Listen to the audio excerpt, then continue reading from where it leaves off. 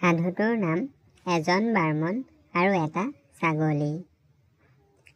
বহুদিনৰ আগৰ কথা। এজন বাৰ্মনে অতি ভক্তিভাৱেৰে ধৰ্মীয় আচাৰ অনুষ্ঠানবোৰ কৰা দেখি তেওঁৰ ভক্তিত সন্তুষ্ট হৈ এজন ধনী মানুহে তেওঁক এটা ভাল ছাগলী উপহাৰ দিলে।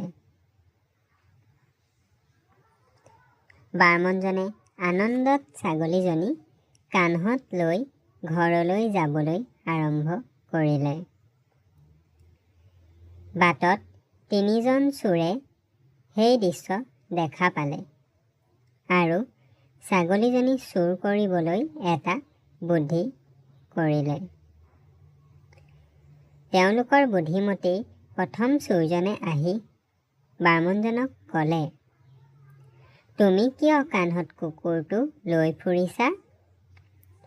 বাৰ্মনজনে তেতিয়া খঙেৰে ক'লে, ই কুকুৰ নহয়, ই ছাগলী। সেইবুলি বাৰ্মনজন গুচি গ'ল। অলপ সময়ৰ পিছত বাটতে দ্বিতীয় চোৰজনে আহি ক'লে, আপোনাৰ প্ৰিয় কুকুৰটো কান্ধত লৈ ফুৰাটো বহুত মৰমৰ কথা। বাৰ্মনজনে তেতিয়া আকৌ সেইজন মানুহকো ক'লে, ই কুকুৰ নহয়, ই ছাগলী। তেনেকৈ তেওঁ আৰু অলপ দূৰ গ'ল। অলপ দূৰত তৃতীয় চোৰজনে আহি সুধিলে, প্ৰভু, আপোনাৰ কুকুৰটো অসুস্থ নেকি, যাৰ বাবে আপুনি তাক কান্ধত লৈ ফুৰিছে?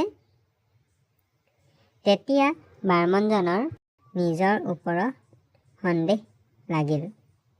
তেওঁ ভাবিলে, হয়তো ই সঁচাই এটা কুকুৰ নেকি? ভয়ত আৰু বিভ্ৰান্তিত তেওঁ ছাগলীজনী বাটতে এৰি ঘৰলৈ গুচি গ'ল। তাৰ পাছত চোৰকেইটাই ছাগলীজনী লৈ বিক্ৰী কৰিলে। ধন্যবাদ।